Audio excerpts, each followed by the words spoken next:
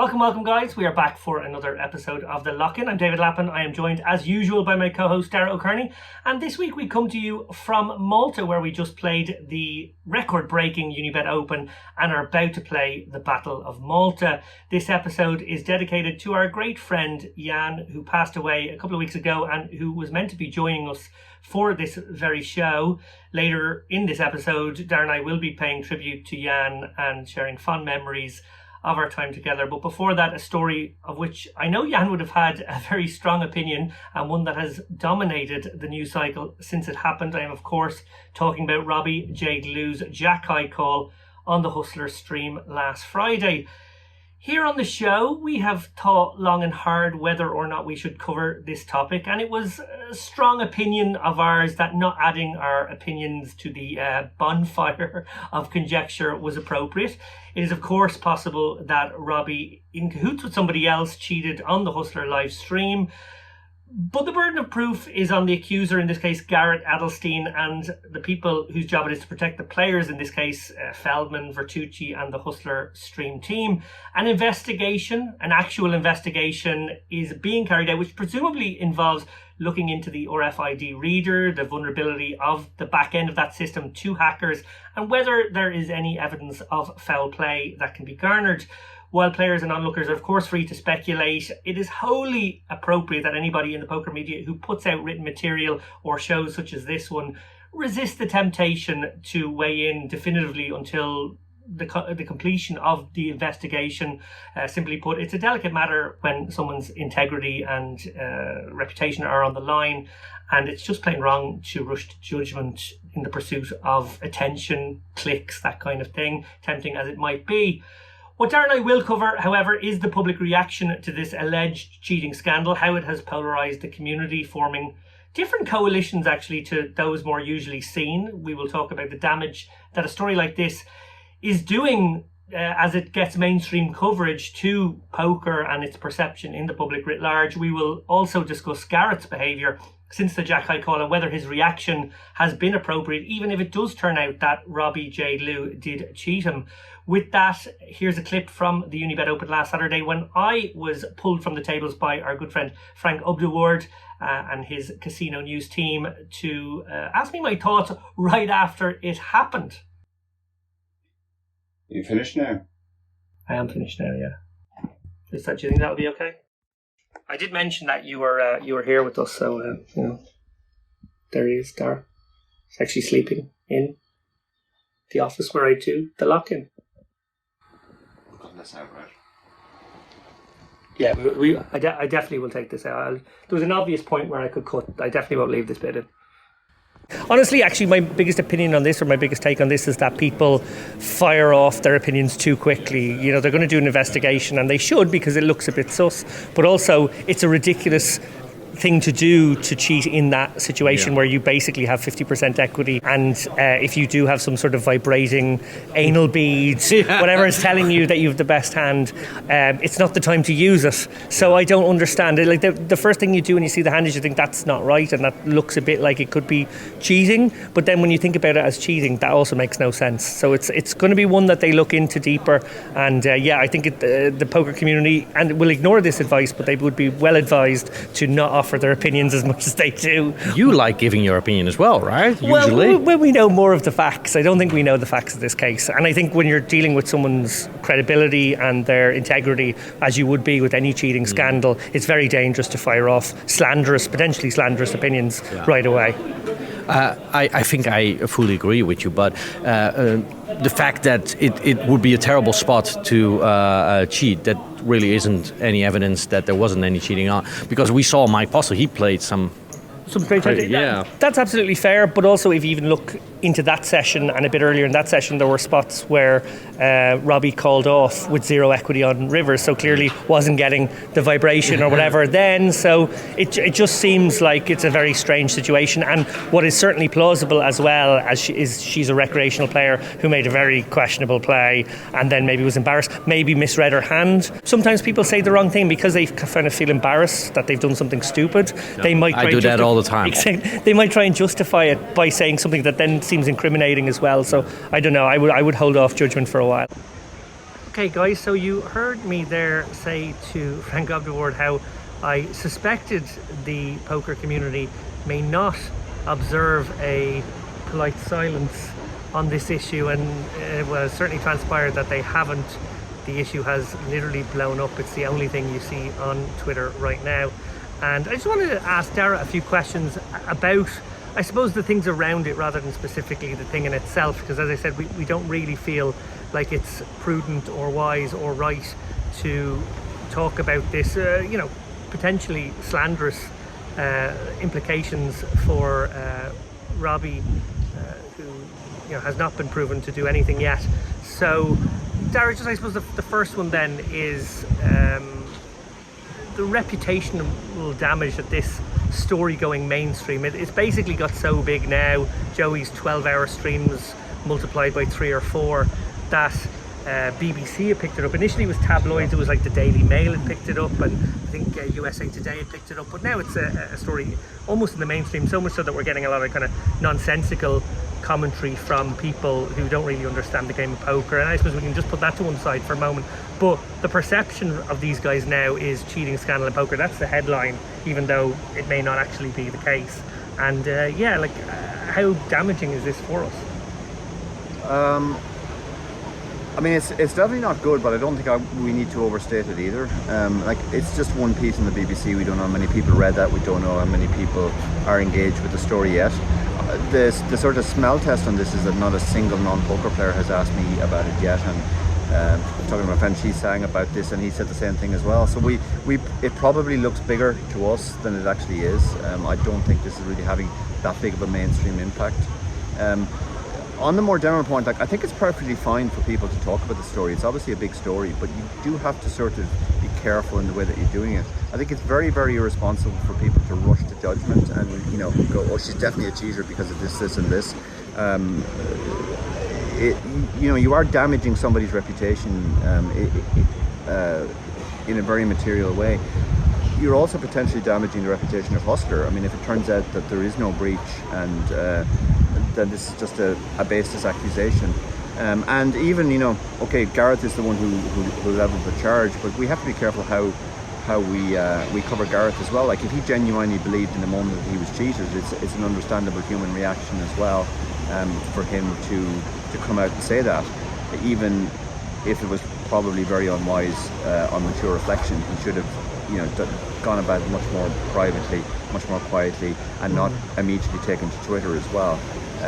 But it's understandable. I think any of us in that spot, if we genuinely felt that we were cheated, we might act rashly as well.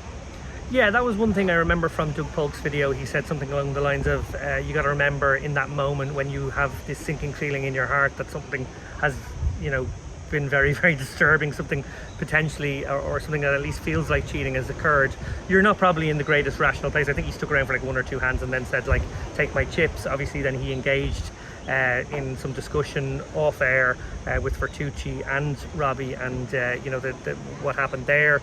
That's all coming out now. There's been 2 different versions of it. It appears now that Vertucci has more or less, or was it Feldman, I'm not sure who, one of them has more or less said that Robbie's version was more accurate in terms of the offer of the money going back. But to return to Garrett, I suppose, I don't feel as though his behaviour has been good in this at all, even if it turns out to be the case that he has been cheated, which is obviously awful, and then he's the victim.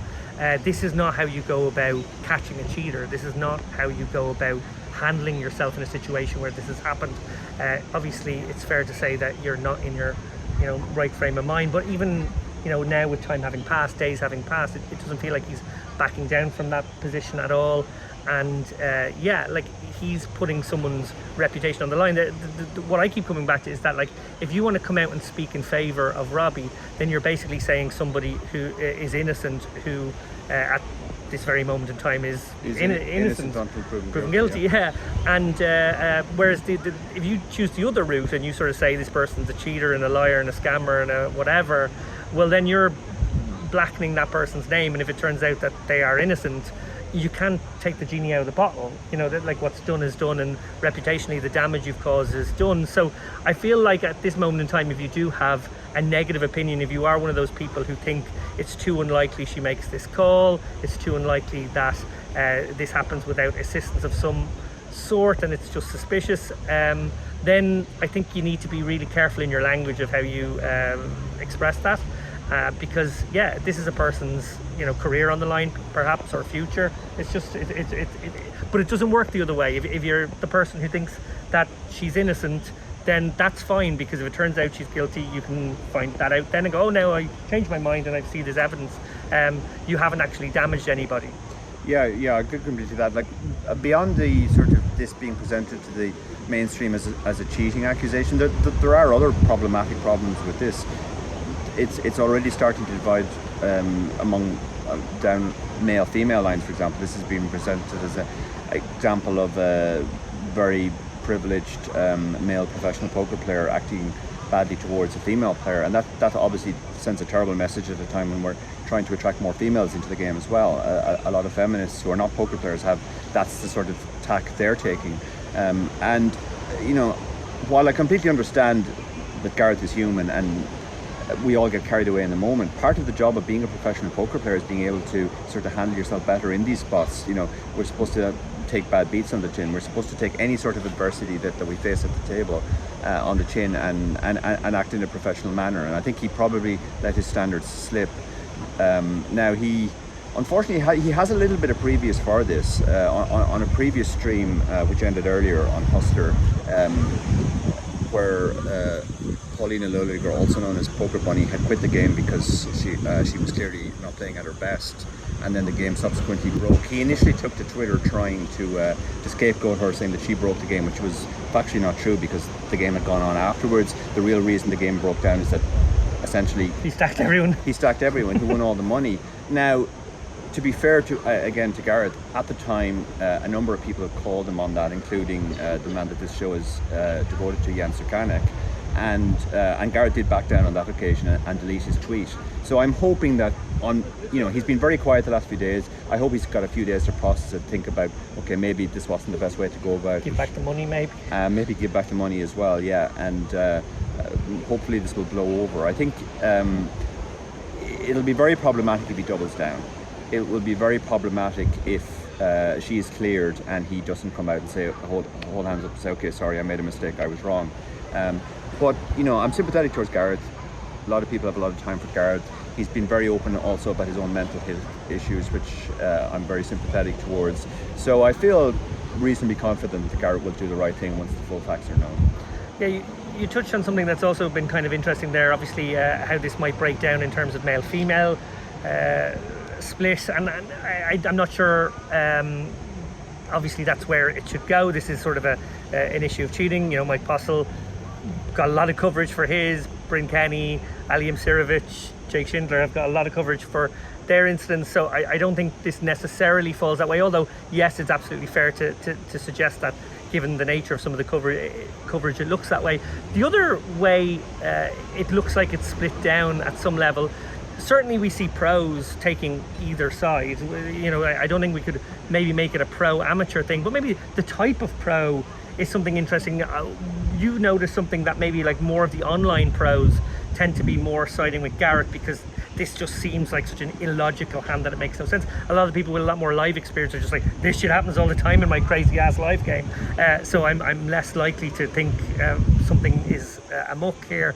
And that's an interesting maybe dichotomy of how it's going. I also thought that there was a certain amount of like maybe the really high stakes people maybe were a bit more detached from that world, and there was a tendency for them to maybe lean more towards Garrett's side and maybe give them more mid-stakes grinders who again would have more access to poorer quality play maybe on average in their daily game, either have seen this before, have seen somebody act that way before. And another really important point in this is that Robbi's behaviour, sorry I keep calling her Bobby, Robbi's behaviour in all this in the aftermath is really inconsistent. It's sort of like, I did have a 3, no I didn't have a 3, only a jack high, no I meant I did have a 3. It's going back and forth, but yes, that could be suspicious, but that's also the way people behave when they feel like they're under a microscope. She's on TV, she's not an experienced player, she might want to have made a hero call with a 3, then realised, oh shit, I don't have a 3, then realised her hand was good with a jack, and then thought, actually I can pretend I'm owning you here now. Didn't realise that the implications of that would be nobody would really try and own someone with a jack in that spot, and then she just get all confused and the story doesn't stay consistent. I think that's just as likely. Yeah, I think it's more likely, to be honest. I think it's definitely not a smoking gun. If you are going to cheat and you're going to scam, you're going to consider the possibility that you get caught out in advance, and usually scammers have very well prepared stories that they've rehearsed. I think the inconsistency actually points more towards innocence than guilt. My wife was an interpreter for asylum seekers in Ireland, and she said that the people who genuinely were, fleeing horrible things in their own country or whatever, their story tended to change because they were remembering things, they were misremembering things. If you talk to them now, you got a slightly different story in a few months.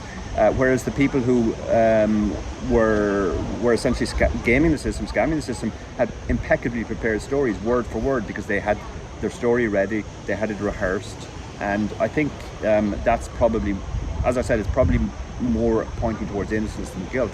But again, we don't want to go down into the road of prejudging all this. We are literally just looking at from the outside as everybody else is. But I would just say that to the people who say, oh, that definitely means she's guilty. Clearly it doesn't. Yeah, and while obviously we said we weren't really going to get into the nuts and bolts of it, and we probably are somewhat now, I think it's only in the context of what we've seen by the response. It's only as a reaction to that, and I suppose with the caveat that, like, if you are leaning on the open-mindedness and the we don't know all the facts now, well then it's probably perfectly fine to express that opinion. The dangerous opinion to express right now is the one where you throw her under the bus with not enough information to go on, and that's what's potentially slanderous and damaging. And obviously more will come out soon. As I think we all know, there's an investigation taking place. They're going to be looking into the RFID. They're going to be looking into maybe, I don't know, I'm not great on technology, but possibly there's a signature left behind when you hack into a system of that nature, when you claw that information off what's supposed to be a closed system. Maybe people have to be physically close by, so maybe the fact that it's in a casino means somebody might be on tape not too far away, in a control room, on an adjacent table outside that sort of glassed off area. I don't know, but that's what they're doing. And in fairness to Hustler, they've been fairly transparent about saying, look, we have a third party doing this, and when they come to their findings, we'll release it, even if it's bad news for us. In the meantime, they are continuing with their streams, which some people have suggested they shouldn't. If there's a plausible accusation for cheating, maybe it means you're compromised already and you need to back off doing streams of this nature. But like you said, Dara, there's no, other than Garrett's problem and the suspiciousness of the hand in itself, there's no evidence yet, so why should they stop doing it? I guess Garrett and Robbi not playing means that the people involved are not playing right now, and that's enough. There's no real evidence. That's the issue. It is just one man's accusation, and obviously he's a very bright man and it has to be taken seriously, but at the same time, one guy thinking that the game was rigged or cheat. I mean, online sites every day get hundreds of emails claiming that their site is rigged.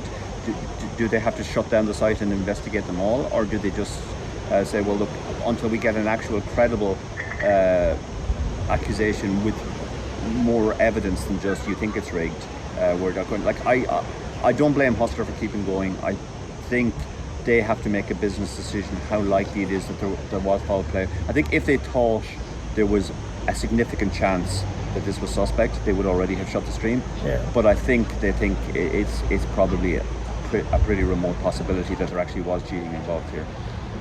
Indeed. Well, we are going to cover some more stories from a different location. This is going to be an attempt by Dara and I. Hope you forgive the sounds of the waves in the background. That's the kind of sounds that you get in those meditation tapes. It's probably quite pleasant, probably nicer than my screechy voice anyway. But we're going to go to another part of Malta now, another maybe scenic spot on the island for the next segment. They're fucking lies now, is it? Gets filmed. Content, Dara. Everything gets filmed. Everything is content.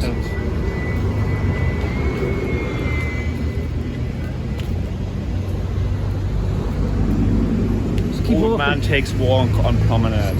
Just keep walking. 4 million TikTok views. East. I'll shout at the sea as well. I don't know.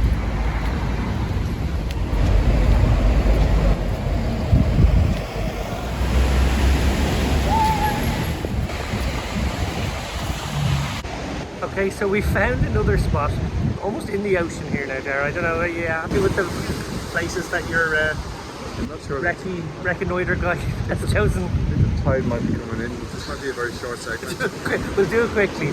What we basically want to talk about in this segment was the Unibet Open. We had a fantastic Unibet Open, record-breaking field, loads in the prize pool, 75k up top, and we got to do a bit of commentary on it. The whole festival was great. It's great to see our regulars at Unibet again. Obviously, we've missed them very, very much. It's been far too long, 31 months out of action, but a triumph, Dara. It was indeed a triumph, yeah. It was very interesting final table because we had 9 different nationalities on the final table, which kind of makes the point that Unibet Open pulls people from everywhere. Not just all over Europe, we had one American on the final table. The Irishman was a student of mine, Ray Wheatley, shout out to Ray. Shout out Ray. But, you know, as far as we were concerned, I think maybe the real main event was the Chip Race Mystery Bounty. Well, yes, of course. We'd actually made a sort of an attempt to rename the main event the 1100 and have everyone talk about how the Chip Race 550 was actually the main event. Joking aside, it was a huge success. 244 runners. That was about 20 or 30 more than we expected. There seemed to be a real appetite and appeal for the event when the time came.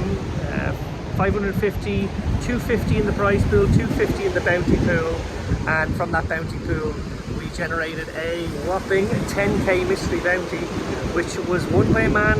I'm going to call him Ericsson. I think his surname was Ericsson. I hope I got that right. Excellent research as usual. My favourite one, though, I have to say, he won the second most important bounty. We had a 10k one and a 5k one. It was Paul the Rock Romain, the last bounty pulled the night before. So there was a little bit of bounty action for one session of poker before they went into day 2. Then day 2, the big one was claimed and the final table and all that happened. But Paul pulled a 5k bounty and he seemed really emotional, actually. He was almost like shook off his feet. There's a video out there. I might even include it in this clip here. Mine's more. 5,000 euros.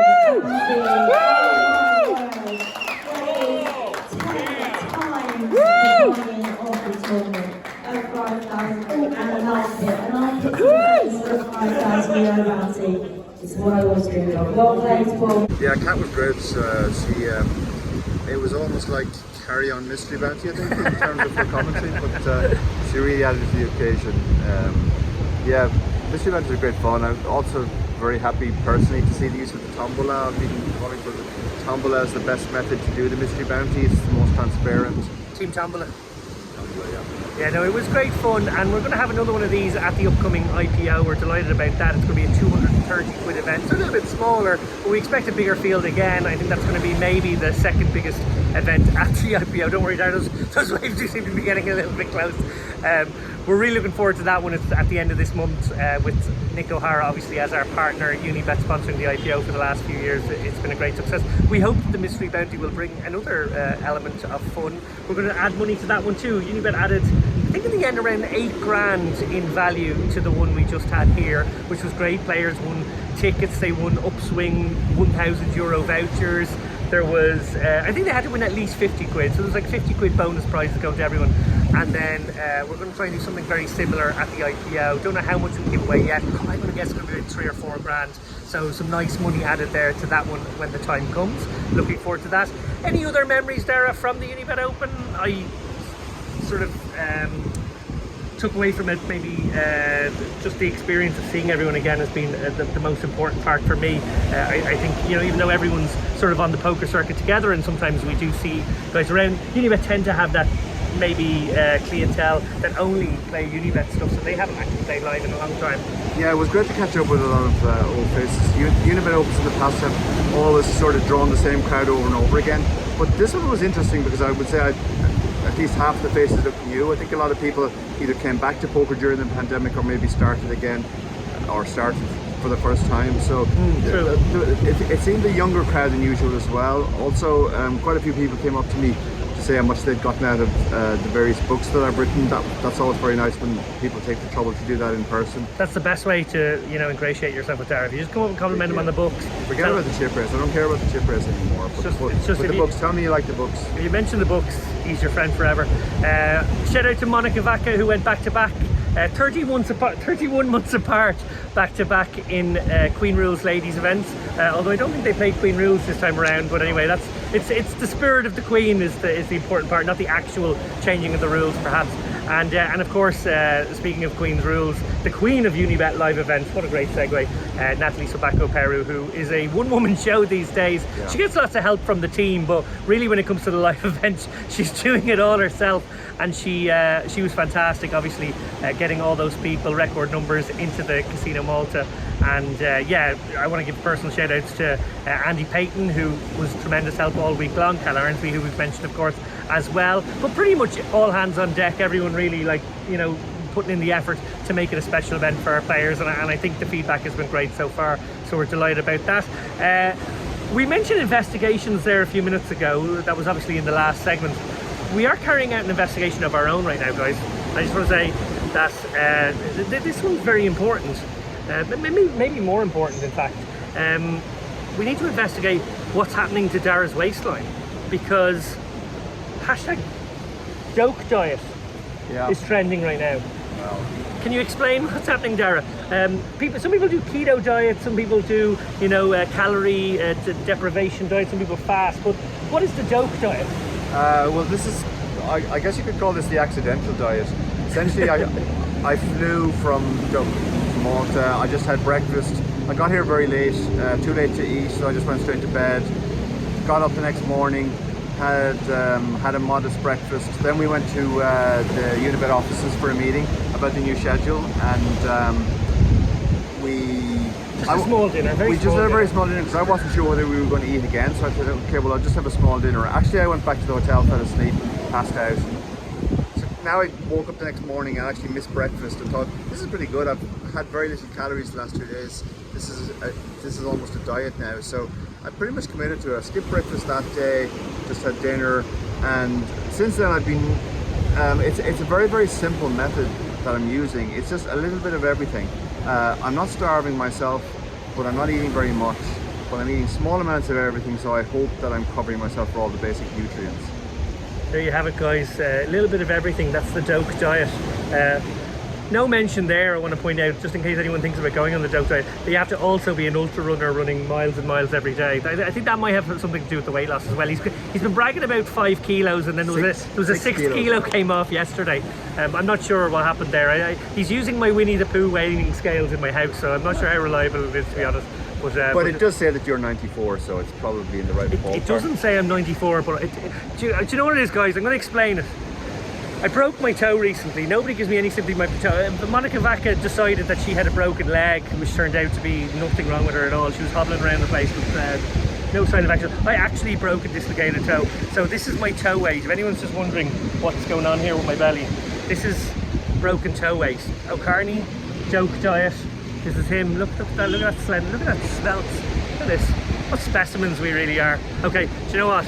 I'm pretty sure we're about to get saturated. That's why we stood up there, guys. The waves are getting a little bit nasty. So we're going to head indoors for the final segment, which is, of course, the most important segment of this show. So for the final part of this episode, obviously, it was pretty obvious from the title and from the poster we put out. This is a tribute episode to our friend Jan Suchanek, who sadly passed away a couple of weeks ago. Dara and I have known Jan for quite a few years now. Dara knows him a little longer than I. They became friends in a humorous enough way. I want to come to that now in a moment, but we were absolutely gobsmacked by the news. Jan was the most fervent poster in one particular WhatsApp group that we share, and when he didn't post for a day or two, it was definitely out of character, and we were a little bit worried at that point. But because we're shitty people and love to take the piss, we renamed the group RIP Jan, which ended up being very dark indeed in the end, because a few days later we found out that he had indeed passed away, having actually jumped into that group for one final few words to us all. When he did wake up at one point from his coma, and and spoke to us just to say that he was in the hospital and that he would tell us more later. Sadly, he never had that opportunity, and we found out from his wife Tatiana what had happened. But Dara, I suppose start at the beginning. Jan obviously made an impression first off. I guess he came into our world, and your world specifically, because of maybe one of our more famous public arguments we had. Yeah, I mean, I guess it's appropriate since Jan really did love his arguments, but it was around the time that you initially wrote a blog criticising a Daniel Negreanu blog, and then you suggested that I do the same. I was in Australia at the time with the Aussie Millions. Didn't really want to get involved, but I decided, having read your blog, I realised I could come at it from a different angle. So I wrote a blog which went viral, largely through the use of the blackface image of Daniel as the as the thumbnail. Jan absolutely loved the blog, but the whole thing obviously blew up on Twitter, and I was waking up every morning in Australia to 300 or 400 notifications, and people were arguing back and forth, actually, mostly on our side, I have to say. But over time, I started to notice there was one guy who seemed particularly both ferocious in his opinions, but also very well reasoned and intelligent, and that was Jan Suchanek, Perpetual Czech, as he called himself on Twitter. And I imagined him as a sort of a young, fiery online kid with very strong opinions, very well educated.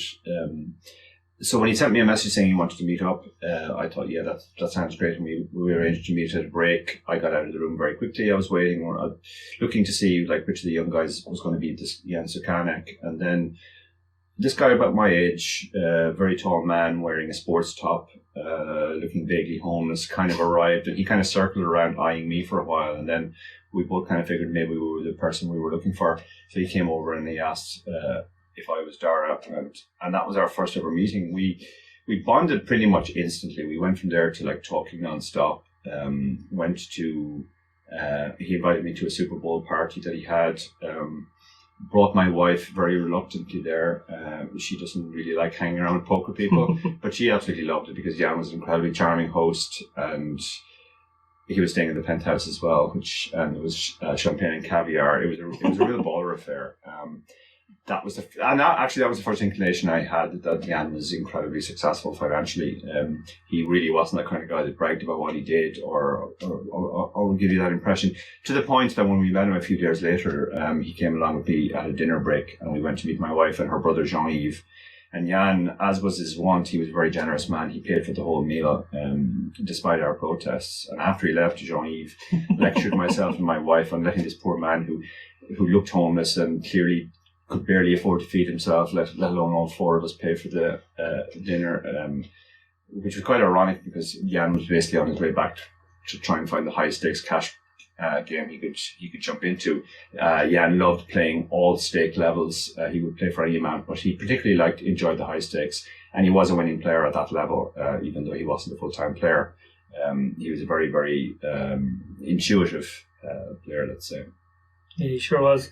I particularly love that story because I know how difficult it is to get on Mrs. Doke's good side. I sometimes manage it, but not always. I know Jan was one of her favourites, if not her favourite, of Dara's poker gang. And I've been really struggling actually the last few weeks just with the idea of where to place a passing of this nature, because I only met Jan once in person. We met a few times on that trip, but and actually in my head it was twice. I've been telling people it was twice for most of the last week or two, but actually when I dug deep into it, it's actually just the one time. But the reason for that is because when people become such a big part of your life, mediated through WhatsApp groups, and Jan was very active, he was always chatting away in your own group with them, in different groups you had. So that person just becomes such a big part of your life. You get to know them really, really well. Dara, you knew Jan better than any of us, and I know you had a particularly special bond. But I've still been struggling with that idea of where do you place a passing like that? Obviously, if it's friends or family who you've known since you were young, you've all this shared experience of doing things physically together, you've places in mind or whatever. I kept coming back to moments where I'd been talking to him, but it was like a moment that I'm walking down the street here in Malta, or it's a moment when I've, at the airport, and that conversation is placed in that place for me, even though he wasn't physically there, he was very much there. And I think that's sort of what a lot of people have these days in terms of their relationship. The world's got smaller in a way and more interconnected because we can have these chat groups. But then maybe in these awful moments when you lose somebody who you mostly know in that realm, it becomes a little harder to know where to place them. And I almost felt unworthy of my sad feelings for him because I had only met him the once. And I was so much looking forward to his visit here to us in Malta. He was actually on the way over. He was supposed to be on this very episode sitting between us. I don't know how we would have fit him in. He's a tall man. He would have had to angle the camera differently. But he was going to be here and he was probably going to fire off some fiery takes. I imagine he would have had strong views on the stories of the day today. And we had he had a boat trip planned. Dara and I both get seasick, so we were trying to get out of the boat trip, but we had lots of dinner plans. And just like devastated by the news and really feel like there's something missing there, but also felt like maybe that experience was something people could understand these days because maybe they have relationships a bit like that are mostly online relationships, I guess, but they're no less friendships. They're no less powerful, I think. Yeah, I agree completely. I was surprised by the depth of my feeling because, I hadn't met him all that more often than you in person, but he was the first person I spoke to every morning, last person I spoke to every night. So yeah, it affected me more than my own father's passing did, for example. So yeah, we definitely live in an era where those sort of relationships actually feel closer than people we're related to or people we see every day.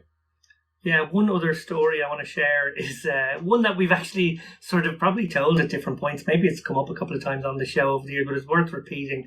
On our first and only trip with him in Vegas, where he was usually just like at the hot dog stand at the break. You always knew where to find him if your brakes were sinking up because he would beeline for one of those ghastly, poisonous hot dogs.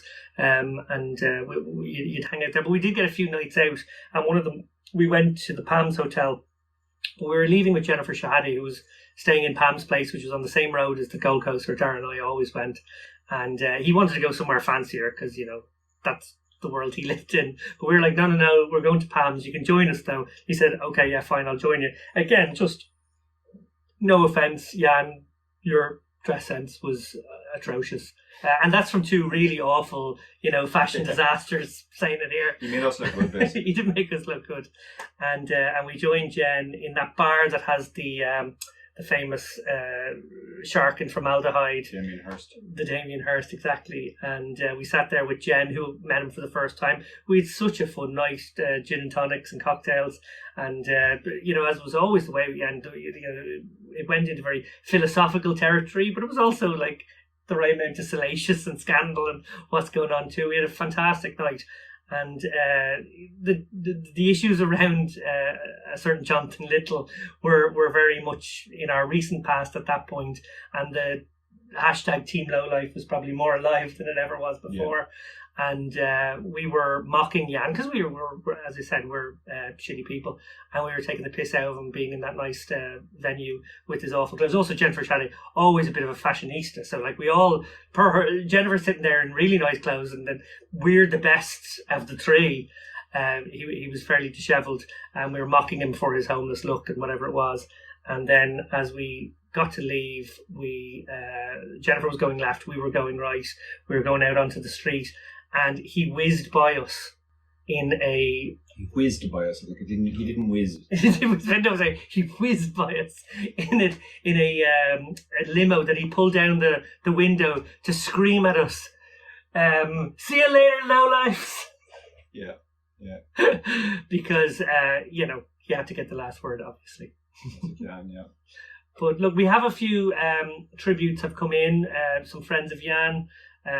From the sports betting world, which was obviously his main world when it came to the things he was successful at, but also we have some other tributes from people who knew Jan more at a personal level too. I'm going to start off actually with a sort of a group message which came from I'll name all the people at the end, but the message comes in. Someone in our group once inadvertently entered the wrong input, and we managed to get on one of our biggest bets ever on the completely wrong side. You see these degenerate gamblers, except they're pro gamblers.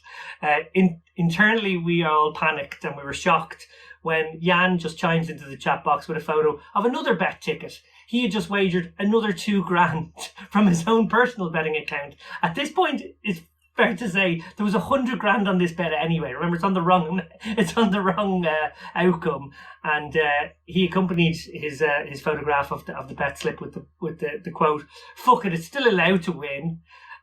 He enriched the lives of those he touched, few more so than the group of 10 others in this gambling squad that are now missing a brother in arms, an invaluably sharp mind and a true leader. His generosity, intellect and positivity made him transcendent, while his humility kept him genuine and human.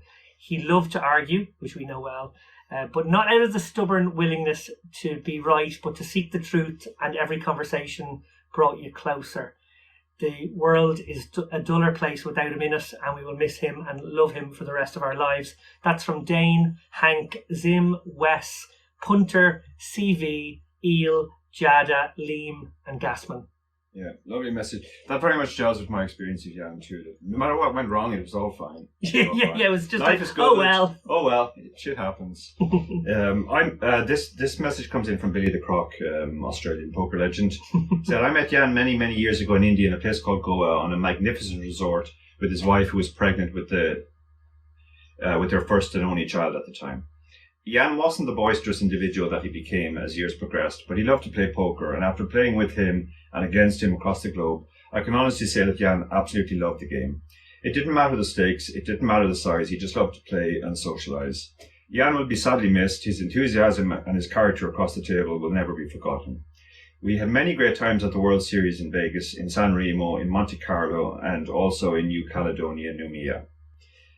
As people, Jan and his wife Tatjana would always be great for the game, win or lose. Tatjana would always be known as the tight one, but Jan would always be known as the loose goose, whether the buy-in was $100 or $50,000. Jan just loved to play, and he would be sadly missed. Rest in peace.